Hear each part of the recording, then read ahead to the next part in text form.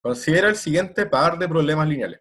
Un problema primal y minimizar C traspuesto X, sujeto a X mayor o igual que B y X mayor o igual que 0. Asumo que me están escuchando bien, ¿cierto? Nadie se ha quejado de que no se escucha, así que asumo que está todo en orden. Se escucha bien. ¿Se escucha? Ya, gracias. Igual pueden escribir por el chat si quieren. Bueno, y el problema dual de esto es maximizar P traspuesto B, sujeto a que P traspuesto por A menor o igual que C traspuesto y P mayor o igual que 0. Ya, esto es dado. Suponga que al menos uno de estos problemas tiene una solución factible. Demuestre que el conjunto de soluciones factibles de al menos uno de los dos problemas es no acotado.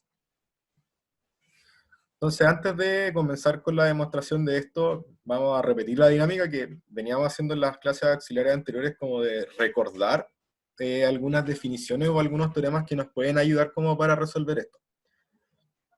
Entonces, lo que vamos a recordar para esta pregunta es este corolario, que en realidad no sabía cómo colocar, le puse corolario porque es como conclusiones directas de otros dos teoremas, que son los teoremas de dualidad débil y dualidad fuerte, que tenemos las siguientes relaciones entre los problemas primal y dual. Acá, por ejemplo, podemos considerar en el lado izquierdo que tenemos el problema primal, y acá arriba podemos considerar que tenemos el problema dual. Si nuestro problema primal tiene un óptimo finito, nuestro problema dual también tiene que tener un óptimo finito, y es el único caso posible. No puede ser no acotado y tampoco puede ser infactible. Si el problema primal es no acotado, nuestro problema dual solamente puede ser infactible. Y ahora, si nuestro problema primal es infactible, nuestro problema dual solamente puede ser o no acotado o puede ser infactible también. Los demás casos, bueno, los que están acá no se cumplen nunca. Y como dije, estos son como conclusiones que salen como más o menos salen a partir de los teoremas de dualidad fuerte y de dualidad débil. Y además de eso, también encuentro que es pertinente para esta pregunta en particular recordar lo siguiente, que a veces como que pasa como muy por encima porque se ve como en las primeras clases, me imagino que lo vieron en las primeras clases, o podría asumirse de que ya lo sabían del curso de optimización. Vamos a recordar, por ejemplo, que si estamos minimizando una función z, una función lineal, si el problema es no acotado, la convención va a ser de que z, el óptimo, va a ser igual a menos infinito. Y por otro lado, si el problema es infactible, vamos a adoptar la convención de que el valor óptimo es infinito. Y bueno, estas relaciones para el caso de maximización se invierten, es decir, en un problema de maximización que es no acotado, su valor óptimo es infinito, y si un problema de maximización es infactible, su valor óptimo va a ser menos infinito. ¿Estamos claros con eso hasta ahora? O igual esto, a veces por lo general la gente se olvida, así. Entonces, bueno, dado que las regiones factibles de ambos problemas son como esencialmente casi lo mismo, vamos a asumir sin perder ningún tipo de generalidad de que el problema primal es el que posee una solución factible. Recordemos que es lo que queríamos demostrar. Suponga que al menos uno de estos problemas tiene una solución factible. Ok, vamos a asumir que el primal tiene una solución factible, al menos una. Y vamos a demostrar que el conjunto de soluciones factibles de al menos uno de los dos problemas es no acotado. Entonces, el primer supuesto, vamos a decir, ya, está bien, el problema primal es el que tiene la solución factible. Sin embargo, el problema primal podría eventualmente ser no acotado. Si la región factible, o sea, la región factible del problema primal podría no ser acotada.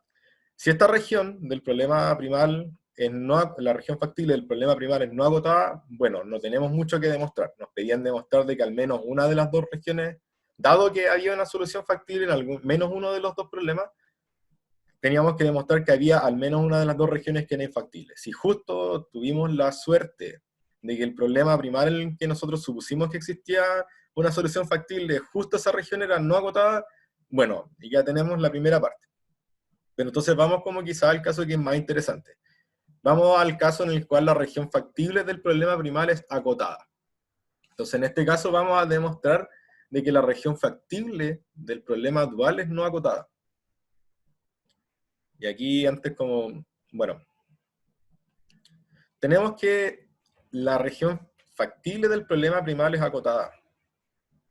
Por lo tanto, el óptimo del problema primal es un valor finito. ¿Sí? Y por la tabla que vimos anteriormente, por estas relaciones entre el problema primal y el problema dual, si el problema primal tiene solución finita, el problema dual también tiene que tener un óptimo finito. ¿Me van siguiendo hasta acá? Por último, por el chat digan sí o no. Interrumpan por si acaso, si hay una parte que no está como del todo clara, interrúmpanme por favor. En este caso, bueno, vamos a saber que sabemos que la región factible del dual también es no vacía. O sea, si va a tener un óptimo finito ya no puede ser infactible, no puede haber ningún punto que no satisfaga las restricciones. Entonces, de estos supuestos, vamos a definirnos dos problemas auxiliares, que seguramente esta mecánica como de problemas auxiliares también lo tuvieron que haber visto en la clase auxiliar pasada, como para algunas demostraciones, como definirse los buenos problemas auxiliares. Y acá igual nos vamos a definir un par de problemas auxiliares que son como los buenos problemas auxiliares para hacer esta demostración. Y bueno, algunos de estos problemas igual son como, digámoslo derechamente, son como sacados del bolsillo. Como que, se me ocurrió esto. Entonces esto igual es como más de ver demostraciones donde ocupen este tipo de trucos. Sobre todo como para ir entendiéndolo un poco más y en caso de que en el control o en alguna tarea preguntemos algo así, lo tengan como más o menos presente. Entonces vamos a definir dos problemas auxiliares. El primero va a ser P', que va a ser minimizar menos 1 traspuesto X. Bueno, este 1 como negrita es un vector de solamente unos. Entonces voy a minimizar la suma negativa de todas las componentes de X. Sujeto A X mayor o igual que B y X mayor o igual que 0. Y por otro lado, le saco el dual a esto. Tengo maximizar P traspuesto B. Sujeto A, que P traspuesto por A es menor o igual que menos 1 traspuesto, y P es un vector que es mayor o igual que 0. Si nos damos cuenta, estos dos problemas son muy parecidos a los problemas de la pregunta, a los problemas originales, a los que no tienen las primas. Lo único que cambia es el vector de costo, el vector C. Todo lo demás es idéntico. Sí, efectivamente, solamente cambia el vector C. Entonces tampoco es, digamos, es tan poco intuitivo asumir de que todo lo que ya hemos supuesto hasta ahora, de los problemas P y D originales, también lo podemos extrapolar a estos problemas auxiliares. En particular, sabemos que la región de P' es acotada, y es no vacía porque la región del problema P original también era acotada y también era no vacía según los supuestos que nosotros hicimos. Por lo tanto, se cumple lo mismo para D', y debería existir, o debe existir, un P barra factible para este D', para este problema D'. Tiene que haber uno.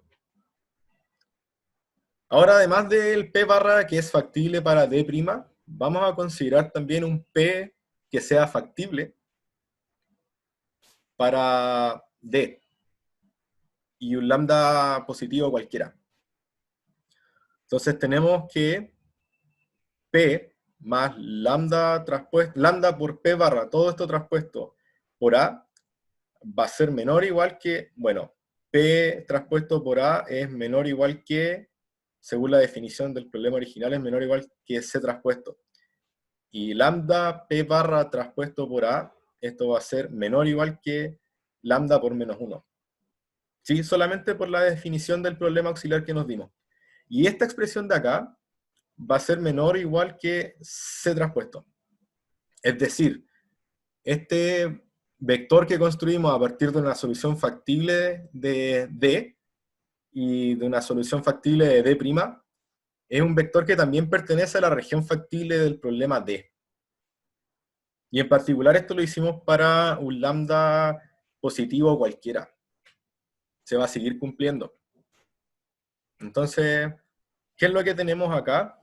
Este vector P más lambda traspuesto P barra no es una línea completa. ¿Por qué no es una línea completa?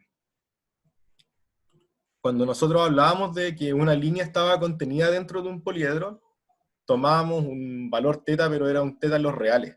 Podía ser cualquier número, podía ser positivo o negativo. Acá, por la forma en la que definimos el problema, consideramos un lambda estrictamente positivo. Entonces esto no es una línea, este poliedro no contiene una línea. Lo que contiene es algo que en el libro Bertsimas definen como semilínea, que bueno, es la mitad de una línea, la mitad positiva, por decirlo así, de una línea. Entonces demostramos de que esta semilínea está contenida en la región factible de D. Por lo tanto, la región factible del problema dual original es una región que no es acotada. Y eso es lo que teníamos que demostrar. Cristian, ¿Sí?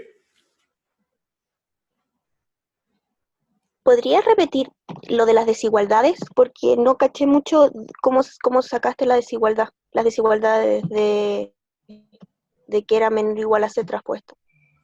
Ah, ya. Ok, vamos por partes. Hasta acá todo bien, ¿cierto? Lo único que hice fue como armar este punto, P más lambda P barra. P barra es factible para D'. Sí. Entonces satisface este set de restricciones. Ujú. Entonces si esta restricción de acá la multiplico por lambda, tengo lambda P barra en este caso por A menor o igual que menos lambda por 1. Ujú. Entonces hasta acá todo bien, ¿cierto? P traspuesto por A es menor o igual que C traspuesto.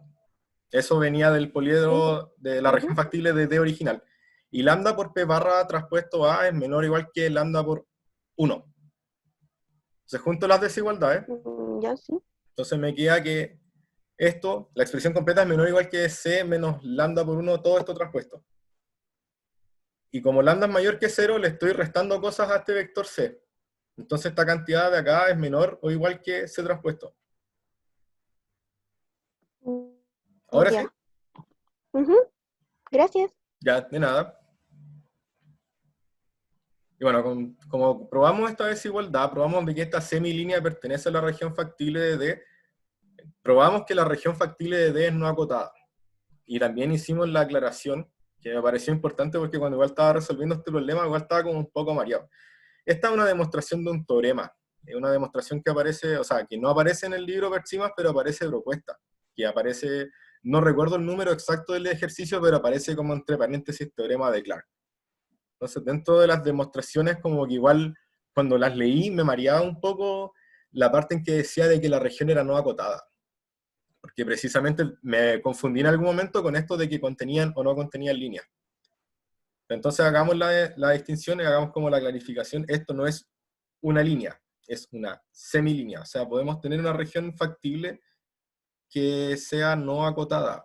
Y eso, un dibujo fácil de eso, por favor, no me funen por mis dibujos, son muy malos. Podríamos tener una región factible que sea así.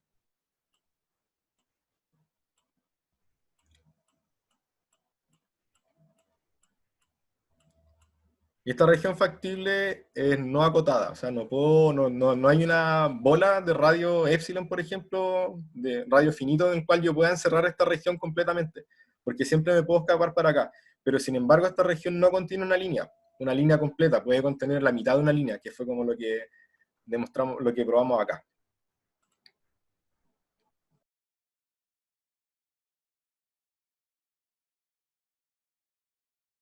Vamos a considerar dos poliedros no vacíos. Un poliedro P son los X en Rn tal que AX es menor o igual que B, y Q y en Rn tal que D por I es menor o igual que D minúscula.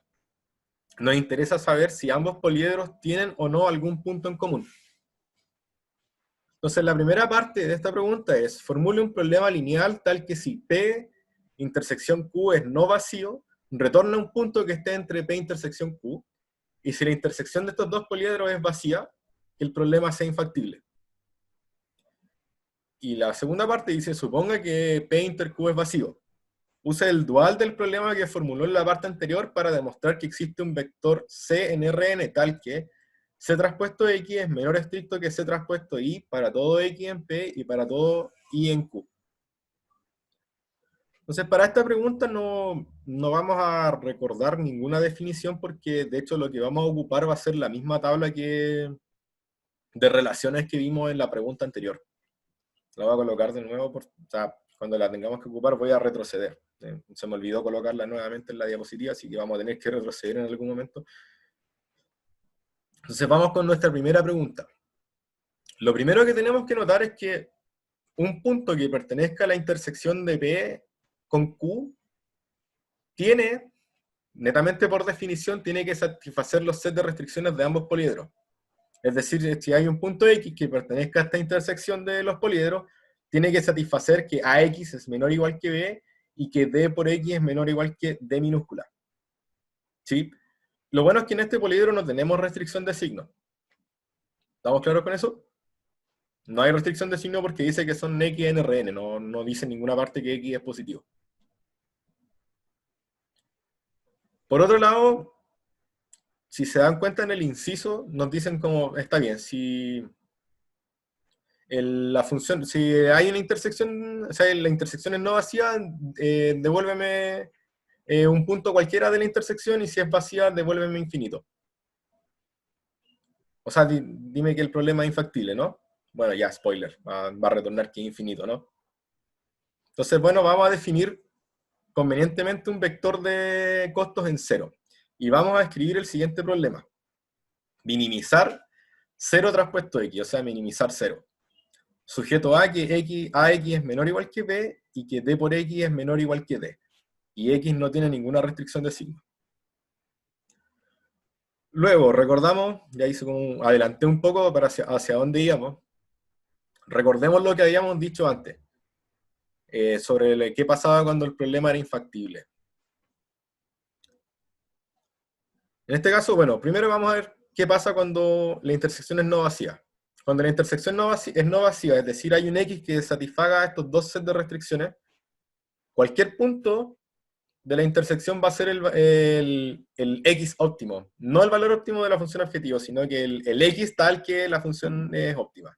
Y como la función nos da lo mismo porque la función es 0, es una constante, cualquier punto que satisfaga el set de restricciones va a ser como una solución óptima.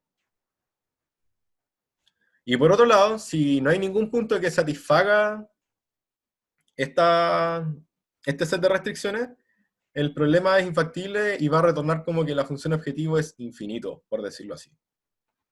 ¿Sí? Según la convención que tomamos, que dijimos al principio cuando vimos la tabla. Entonces este es el buen problema. Cualquier X que satisfaga el set de restricciones va a ser una solución óptima. Sin embargo, si no hay ningún X que satisfaga todas las restricciones, el problema es infactible. Que era esencialmente lo que nos pedían en la pregunta.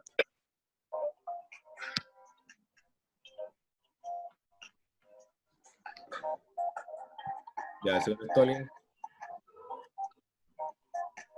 No sé si nos van a preguntar algo o...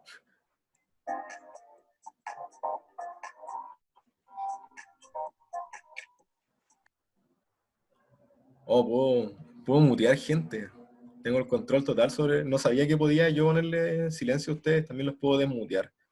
Eso rasgué completamente las políticas de privacidad. O sea, yo podría desmutearlos perfectamente y podría ver qué es lo que están haciendo o están diciendo. Oh, ya, demasiado... Divagamos mucho. Ya tenemos la primera parte. Encontramos el buen problema lineal que nos dice, está bien, si la intersección es no vacía, me retorna a cualquier punto de la intersección, y si es vacía, el problema es infactible. Perfecto. Ahora vamos a... La segunda inciso dice que tenemos que suponer de que la intersección es vacía. Y tenemos que usar el dual del problema que formulamos para encontrar que existe un vector C tal que C transpuesto X es menor estricto que C transpuesto Y. Para todo X en P y para todo Y en Q. Es decir, lo que vamos a encontrar en esta parte va a ser un hiperplano que separe los dos poliedros. Entonces, para la pregunta 2, bueno, comencemos por el dual. Saquemos el dual del problema que formulamos. El dual de esta cosa. El dual de esto es, maximizamos Z transpuesto B más W transpuesto D, donde B y D son los vectores del lado derecho de las restricciones del problema anterior. Sujeto A, que A transpuesto Z más D transpuesto W es igual a 0. Sí, porque la X es de signo libre, por lo tanto la restricción es de igualdad. Y como las restricciones son de menor o igual, nuestras variables duales van a ser menores o iguales que 0. Si P inter Q es vacío, eso significa que el problema primal es infactible. Y ahora, vuelta a la tablita. Sabemos que si el primal, que está acá, es infactible, entonces el problema dual tiene dos posibilidades. Puede ser no acotado o también puede ser infactible.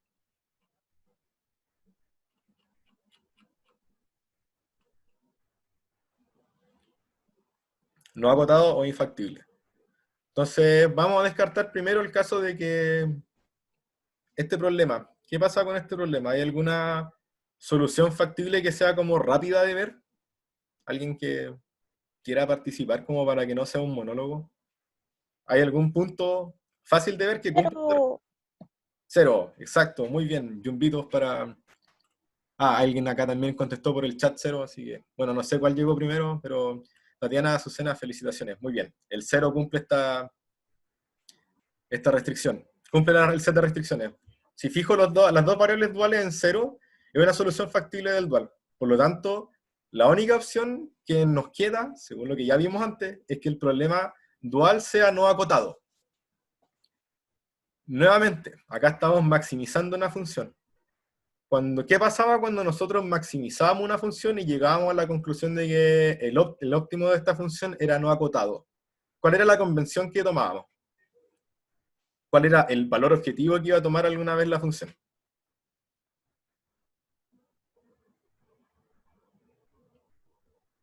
¿No? ¿Nadie?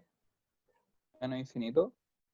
Ya, eso es minimización. Si yo estoy minimizando y el problema que yo tengo es no acotado, me voy a ir a menos infinito. Así, voy a irlo todo lo negativo que pueda porque estoy minimizando. Pero acá estoy maximizando. Sí, Entonces, claro, más más infinito. Exacto, muy bien. Gracias a la gente que contestó por el chat. Entonces, bueno, y más infinito, ya quizá acá, si hay alguna persona que estudia matemática o que tiene estudió ingeniería matemática, como que va a decir, ya, vamos a decir que el infinito es positivo, ya, que espero que no me esté carrileando en algo. Entonces, el infinito es un número positivo, ¿sí? Mayor estricto que cero. Entonces, dado que esta cosa es no acotada, en algún punto esta expresión z traspuesto b más w traspuesto d va a ser un número positivo. Estrictamente positivo. Y bueno, sabemos que la región de esta cosa es no vacía. Entonces va a existir algún punto tales que cumplan, dado que esta cosa va a irse a algún momento en infinito, van a existir algún set de puntos tales que cumplan de que la función objetivo va a ser positiva y que además satisfagan el set de restricciones a traspuesto z más b traspuesto w igual a 0. Y que además sean menores o iguales que 0. Y acá, si se dan cuenta, como que escribí la condición de factibilidad, como que, bueno, pasé el A traspuesto Z al lado derecho de la igualdad. Lo escribí de esta forma, menos A traspuesto Z igual D traspuesto W. Y esto es un dato de vital importancia porque en algún momento vamos a ocupar esto. Pero entendamos que es lo mismo, es exactamente lo mismo. Lo único que hice fue solamente pasar este término del lado izquierdo al lado derecho. Entonces vamos a comenzar con un X cualquiera en el poliedro P. Recuerden que el poliedro P está definido por estas restricciones. AX menor o igual que P. Y el poliedro Q está definido por este set de restricciones. D por I menor o igual que D. Entonces un punto X cualquiera en P. ¿Qué significa eso? Significa que, bueno, satisface el set de restricciones. AX es menor o igual que B. Esta desigualdad de acá la vamos a multiplicar, o premultiplicar, bueno, sí en este caso debería ser premultiplicar. La vamos a premultiplicar por menos z. Si multiplicamos esta desigualdad por menos z, sabemos que z es negativo. Por lo tanto, menos z es positivo. Si multiplico esta desigualdad por un número o por un vector positivo, el sentido de la desigualdad se mantiene. Entonces vamos a obtener la siguiente desigualdad. Menos z traspuesto a x es menor o igual que menos z traspuesto b. Y ahora vamos a hacer lo mismo, pero con algún elemento en Q. Vamos a decir, sea un I en Q cualquiera. ¿Qué condición cumplen los I que pertenecen en Q? Nuevamente satisfacen el set de restricciones. D por I es menor o igual que D chica. Y ahora yo quiero hacer aparecer este término quizá. El D traspuesto W o W traspuesto D, ¿verdad? Lo mismo. Entonces voy a premultiplicar esta expresión de acá por W traspuesto. Pero W es un vector negativo. Entonces si yo multiplico esta desigualdad por un número negativo, voy a invertir el sentido de la desigualdad. Entonces me va a quedar W traspuesto DI es mayor o igual que W traspuesto D. ¿Sí? Por ahora, ¿me van siguiendo? Entonces ahora vamos a juntar todas estas desigualdades que, a no ser de que alguien diga, no, me perdí en alguna parte, por el chat o por el micrófono. Sí, ya. A lo que vamos a hacer ahora, vamos a juntar estas estas nuevas desigualdades que hicimos. Y vamos a recordar que dijimos, bueno, está bien, esta cosa en algún momento va a ser, esto que es la función objetivo, va a ser positivo en algún momento, porque bueno, en algún momento la función objetivo, como el problema dual es no acotado, va a ser más infinito, entonces no es tan descabellado suponer de que en algún momento esto va a ser positivo. Entonces, bueno, esto lo vamos a reescribir como que W transpuesto D es mayor que menos Z transpuesto de B. Entonces vamos a empezar a escribir como este set de desigualdades, como en función de estos términos. Entonces primero teníamos que menos Z transpuesto AX era menor o igual que menos Z transpuesto B. Eso es lo primero que nos va a aparecer acá. ¿Sí? Pero menos Z transpuesto B es menor estricto que W transpuesto T. ¿Sí? Por la condición que tenemos acá. Y finalmente este W transpuesto D es menor o igual que W transpuesto D por I. ¿Estamos claros hasta ahí? Va a dar un tiempo como si están copiando. Ah, alguien escribió por el chat. Ya, sí, alguien dijo, sí, perfecto. Muchas gracias. Asumo que el resto también cree que vamos bien hasta ahora. Entonces yo les dije que en alguna parte como que escribimos, hubo la condición de factibilidad, la escribimos de esta forma porque la íbamos a ocupar. Entonces acá tenemos menos A transpuesto Z es igual a D transpuesto W.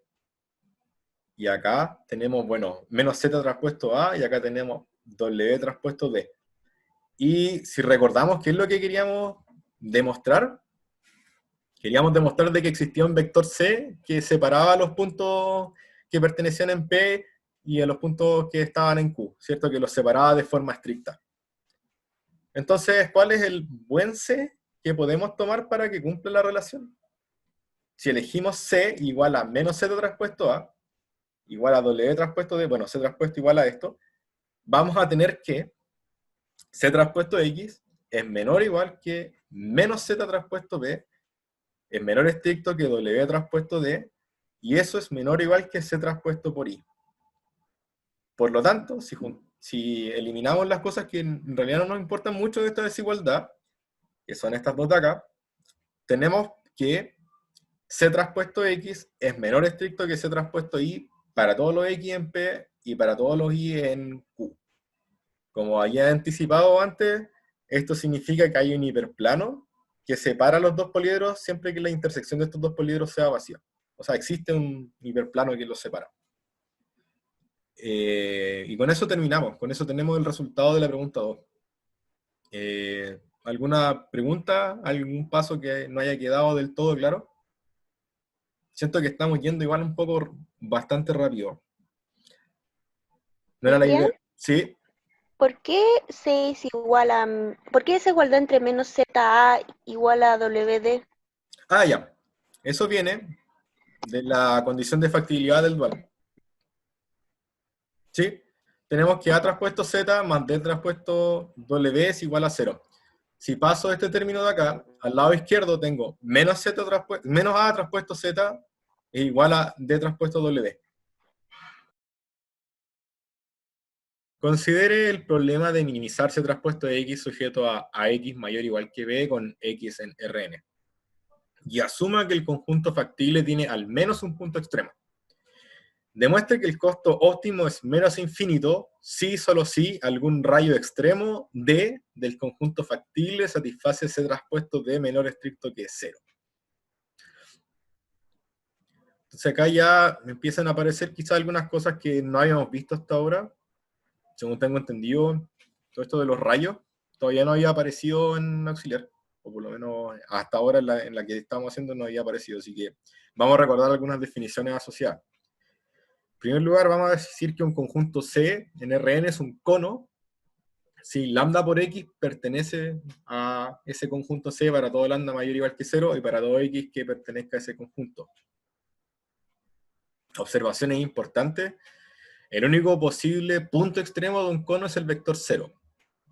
Si un cono tiene al 0 como punto extremo, se dice que el cono es punteado. Podría ser la buena traducción, que lo vi en el libro. Entonces, no sé cómo lo están mencionando el profe. No sé si le dice como puntudo, o punteado, o puntiagudo. No sé ya. Si lo ha mencionado en una parte, dígame por favor para que ocupemos siempre como la misma notación, o tratar de ocupar la misma notación que ocupa el profe, para que no. Después, oye, pero si puntiagudo o puntudo es lo mismo. Ok, si el profe lo dijo en algún momento, lo pueden mandar por el chat cómo se refiere a esto. Yo lo traduje como punteado porque Google Traductor lo tradujo como punteado, inglés 1. Y un poliedro de la forma... Ah, ¿alguien? ¿Nati iba a decir algo? Nada, lo siento. Ah, ya, ok. Y un poliedro de la forma P, igual X en Rn tal que AX mayor o igual que 0, es llamado cono poliedral. Y ahora otras definiciones. Dado un poliedro P, X en Rn tal que AX mayor o igual que B, y un vector I que pertenezca a este poliedro, se define el cono de recesión en I como el conjunto de todas las direcciones D en las cuales nos podemos mover indefinidamente lejos de I sin dejar el conjunto P. Es decir, son los D en Rn tal que A por I más lambda D mayor o igual que B para todo lambda mayor o igual que 0. Y esto, simplificando un poco, se traduce en D pertenece en Rn tal que A por D es mayor o igual que 0. Este es el cono de recesión. Y si se dan cuenta, este cono de recesión no depende del vector en el cual uno se separa, ¿cierto? No depende de I en este caso. Acá te dan un vector I y al final acá desaparece. Los elementos distintos de 0 del cono de recesión se llaman rayos del poliedro P. Es decir, hay un cono de recesión está asociado a un cierto poliedro. Eso igual es clave. Un elemento X distinto de 0 de un cono poliedral C subconjunto de Rn es llamado un rayo extremo si hay n-1 restricciones linealmente independientes que son activas en X. Y finalmente, un rayo extremo del cono de recesión asociado con un poliedro no vacío P también se denomina rayo extremo de P. Yo creo que de todas las definiciones que hemos dado hasta ahora, esta última yo creo que es la más importante para lo que vamos a demostrar ahora. Y bueno, y saber qué es un cono y saber qué pasa cuando el 0 está dentro del cono, que era lo que estaba en la diapositiva anterior. Entonces vamos a comenzar esta demostración, es una demostración de equivalencia hacia los dos lados. Hay una equivalencia que es directa. Ah, estaba este teorema, me faltó, lo siento. Que este teorema es clave también para lo que vamos a demostrar. Me estaba saltando la parte más importante. Consideremos el problema de minimizarse traspuesto de X sobre un cono poliedral punteado. Entonces el costo óptimo es igual a menos infinito si solo si algún rayo extremo de C satisface que ese traspuesto D es menor estricto que 0. O sea, este último teorema es muy parecido a lo que queremos demostrar en la pregunta 3. Entonces, como que esto nos da una pista de que en algún momento vamos a tener que ocupar esto. Entonces, recordemos que era la pregunta 3. La pregunta 3 nos decía que queríamos minimizar ese traspuesto de X sujeto a AX mayor o igual que B con X en Rn. Y el enunciado, lo que queremos demostrar es esencialmente lo mismo que aparece en el teorema, en el último teorema que mostré. La única diferencia es que en el teorema habla de un cono y acá tenemos un poliedro. Entonces en algún momento vamos a tener que hacer aparecer de forma como mágica un cono, para ojalá ocupar este teorema. Entonces, adelantaba, como es una equivalencia, hay que demostrar las dos direcciones de la implicancia. Hay una que es directa, que es la de derecha a izquierda. Es decir, si hay un rayo extremo que satisface que ese traspuesto D sea menor estricto que 0, yo me puedo mover en una dirección de tal forma que el costo se pueda volver tan negativo como yo quiera. Partiendo desde alguna solución factible y moviéndome en esta dirección que satisface esto. Por lo tanto, en este caso tendríamos que nuestro problema es no acotado, y es un problema de minimización, por lo tanto nos podemos ir hacia el menos infinito todo lo que nosotros queramos. Entonces acá comenzamos de que tenemos un rayo extremo que satisface esto, entonces el óptimo de nuestra función es menos infinito. O sea, el problema es no acotado. Ahora vamos a ver la parte que es como interesante, que es la implicancia desde izquierda a derecha. Es decir, yo parto de un problema que yo sé que es no acotado. Entonces quiero demostrar que existe este rayo que satisface esta condición. Entonces, bueno, como estamos en dualidad, saquemos el dual al problema original. Eso sería P transpuesto B, sujeto a P transpuesto A igual a C transpuesto, porque la X no tenía restricción de signo, por lo tanto las restricciones duales son de igualdad. Y las restricciones del primal eran con desigualdad mayor o igual, por lo tanto las variables duales son mayor o iguales que 0.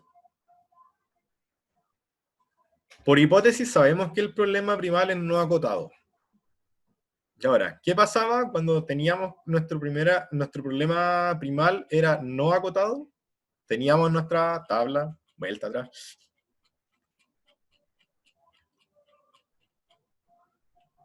Estamos en este caso. Tenemos que nuestro problema primal es no acotado, por lo tanto, nuestro problema dual, la única opción que tiene es que sea infactible. Sí.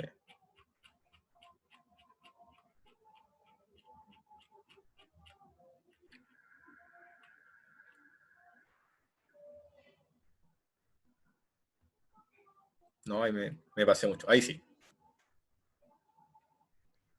Sabemos que el problema primal es no acotado, por lo tanto nuestro problema dual no tiene otra opción más que ser infactible. En este caso, bueno, vamos a armar un problema dual auxiliar, y estos problemas auxiliares, como ya dije en las preguntas anteriores, por lo general son como bien sacados del bolsillo. Y esta no es la excepción. Vamos a considerar un problema dual en el cual nuestra función objetivo es 0. Y que está sujeto a exactamente las mismas restricciones que el problema dual original. Esta es la misma región factible que el problema de acá arriba, ¿cierto? Nosotros sabemos entonces que este problema también es infactible. Incluso si la función objetivo es 0. Sabemos que es infactible porque sabemos que no hay ningún vector P que satisfaga esto. Entonces ahora a este dual auxiliar le vamos a sacar su dual, es decir, vamos a formar un problema primal auxiliar, que va a ser minimizar C transpuesto de X sujeto a AX mayor o igual que 0. Entonces este problema puede ser no acotado o puede ser infactible. ¿Sí? Por la tablita. No vamos a volver atrás de nuevo. Vamos a asumir de que este problema, dado que este es infactible, este problema nuevo puede ser no acotado o puede ser infactible. Pero hay un punto que satisface estas restricciones. Es un vector X real que satisface que A por X es mayor o igual que 0. Y ese vector es, redoble de tambores, el vector 0. Tenemos que el problema P estrella, esa P' es un problema factible, por lo tanto la única opción que le queda es ser no acotado.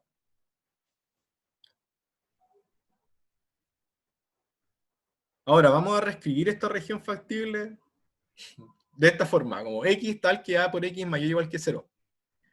Y notamos que este es un cono de recesión que en particular es punteado y que en particular está asociado al problema P original. ¿Sí?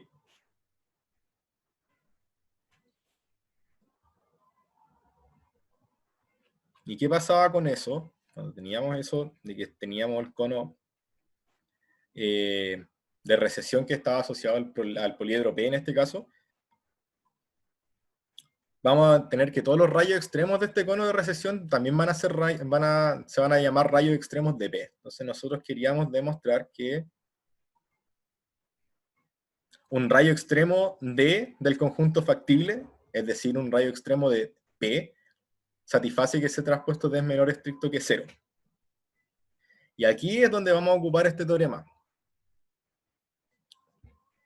Estamos minimizando C traspuesto de X sobre un cono poliedral. Nosotros sabemos que esto es no acotado. Por lo tanto, tenemos la primera parte de acá. Tenemos el costo óptimo es igual a menos infinito, es decir, es no acotado. Por lo tanto, existe un rayo extremo de este conjunto C que satisface el C traspuesto D es menor estricto que 0. Como este rayo extremo pertenece a este cono de recesión, que es el cono de recesión asociado al poliedro P, o sea, al poliedro, a la región factible del problema primal, tenemos de regalo la demostración. ¿Por qué? Nuevamente, estamos acá, encontraremos nuestro cono poliedral, que sabemos que su costo óptimo, estamos optimizando una función objetivo, C traspuesto X, sobre este cono poliedral. Sabemos que este problema es no acotado.